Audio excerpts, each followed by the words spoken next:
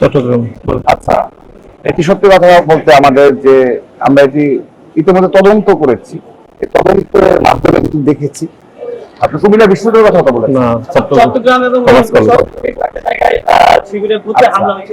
হ্যাঁ, আমি এই জন্য আমরা ইতিমধ্যে গতকাল তারা একটা কর্মসূচি পালন করেছে মানববন্ধন শাহবাগে। তো আমরা তাদের বক্তব্য শুনেছি, তাদের মিথ্যাচার দেখেছি আর কিভাবে মিথ্যাচার করতে হয়, তারা সেগুলো সুন্দরভাবে শাহবাগে একটা মানববন্ধন করে সেগুলো বলেছে।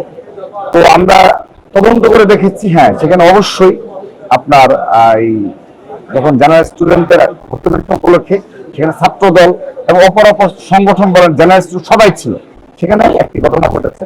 কিন্তু ওই অতীতের মতো চট্টগ্রাম কলেজ বলেন, পলিটেকনিক বলেন, এই চট্টগ্রাম এবং রাজশাহী, আমি আবার আপনাদের মধ্যে স্পষ্ট করছি, যেখানেই তাদের সামান্যতম অবস্থান রয়েছে সেখানে তারা ফ্যাসিস্টদের মতো ভূমিকা পালন করে। যেমন চট্টগ্রামে কোনো ঘটনা ঘটলেই দেখবেন যে তারা ঘটনা ঘটাবে তারা, কিন্তু তারা সেটা আমাদের উপর চাপিয়ে দেবে। কিভাবে? কারণ সেখানে তাদের সামান্য একটু অবস্থান দৃশ্যমান কার্যক্রম রয়েছে। একইভাবে রাজশাহী বিশ্ববিদ্যালয়ে দেখেন, কিংবা রাজশাহী বিশ্ববিদ্যালয় সরাসরি তারা হামলা করে ফেলবো। চট্টগ্রামও বারবার তারা ছাত্ররা হামলা করছে।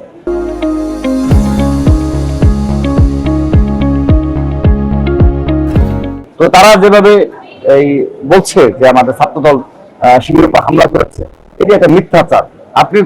আমি স্পষ্টভাবে বলছি, আপনার সাংবাদিকদের উপর আপনাদের কি হয়েছে, আপনারা কাইন্ডলি এটা অ্যানালাইসিস করে দেখবেন। আমরা যেটা দেখেছি সেখানে একটা সমঝোতা ছিল যে সেখানে শূন্য হবে, সাধারণ শিক্ষার্থীরা আসবে, তাদের মতো করে তারাই করবে।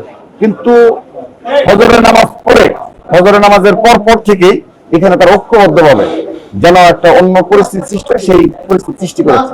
আমি যেটা বলছি আপনি খুঁজ নিয়ে দেখবেন, ফজরের আজানের পরে তারা ওই যে তার আগের দিন শিক্ষকরা সহ যে একটা সমঝোতা হয়েছিল যে কেউ যেন জেনারেল স্টুডেন্ট ডিস্টার্ব যেন না করে, কারণ এখানে অনাকাঙ্ক্ষিত ঘটনা ঘটেছে সে কারণে, কিন্তু তারা সেটি করেনি।